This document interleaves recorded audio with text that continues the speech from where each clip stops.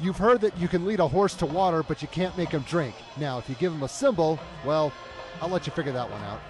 Number 3, Cheyenne East at number 1, Natrona. First quarter, Natrona wearing the orange and trespassing in enemy territory.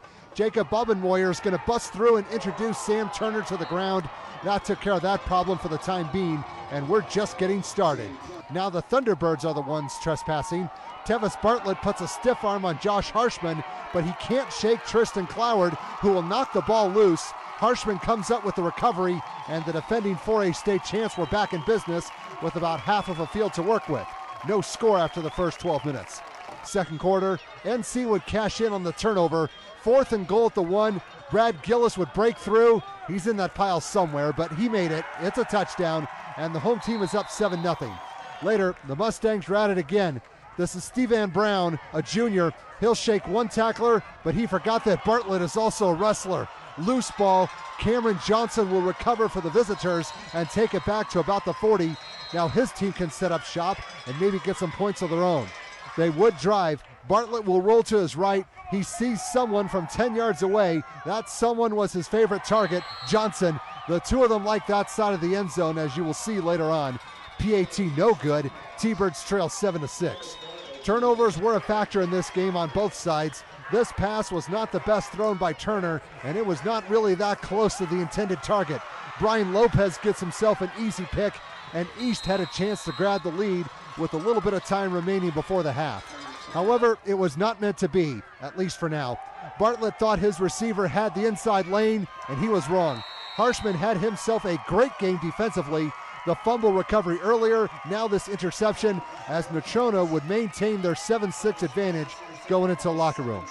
Third quarter, sometimes you got to roll the dice and say to heck with it. Make it all or nothing. Turner's going to take that gamble and hit the jackpot with Cloward. 76 yards.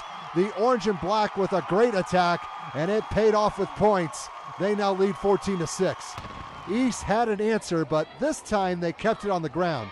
Clinton Jari busts through, jukes one would-be tackler, and he's going full throttle for 30 yards and a score, plus the 2-point conversion, and this game is knotted up at 14 all. Back and forth this game went. The Mustangs are now back on offense. Turner looking, scrambles, still looking, fires, wrong guy. Johnson again. He was outstanding on both sides of the ball. Now the visitors have a shot to take the lead, but the fates were not kind. On the next play, Jari tries to bust through, and he forgot something. Harshman with another recovery. We're tied on the scoreboard, and we're tied in turnovers as well, 3 each. Now going the other way, Brown is trying to redeem himself for the Mustangs. He may be small, but he's got some speed, and he'll weave his way in and out of traffic and go 32 yards to the promised land.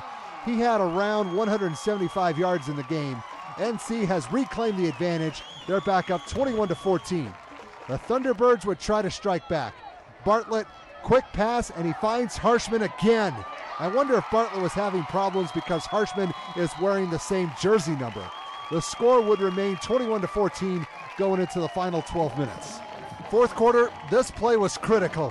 Natrona was going for the kill, but they fumbled at the East 2-yard line with 5 minutes to go, and the T-Birds would make them pay. Bartlett to Johnson. The latter makes the catch, slips one tackle, outmaneuvers another, and he is gone. 78 yards. We have a ball game here, folks, and it's dead even again at 21 all. The visitors would get the ball back with about 1 minute to go and gave it another shot. Bartlett wants to go deep again, and that was not a good idea. Chase Anderson winds up with the ball. They had 6 turnovers on the game, but the clock eventually ran out, and we do not have a winner, so they kept playing. Now in overtime, each team gets the ball at the 10. East went first and needed only one play. We've seen this one before. Bartlett, Johnson, score. That's their bread and butter. The Thunderbirds now lead 28-21. Natrona has to respond. It took 3 plays, but Gillis would put his head down, kept his feet moving, and the second effort got him in. Mustangs score, +1. The scoreboard reads 28-28. Now in the second overtime, we've changed ends of the field. NC ball. Gillis again on a 1-yard plunge. His 3rd score of the game. The orange and black is back up 35-28. But the opposition had to have a turn. Bartlett's going to do it himself to make up for all those interceptions earlier. 3 yards, 6 points, plus the PAT. Let's do it again. Now it's 35-35. In the third overtime, T-Bird ball first. I think you know what's coming. One more time. Bartlett to Johnson. The ref said the ball was secured before it came back over the goal line. That's a touchdown. Visitors lead 42-35. Now the home team gets a chance. Turner calls his own number.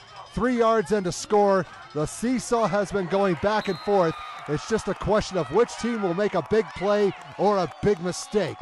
That question was answered on the point after try.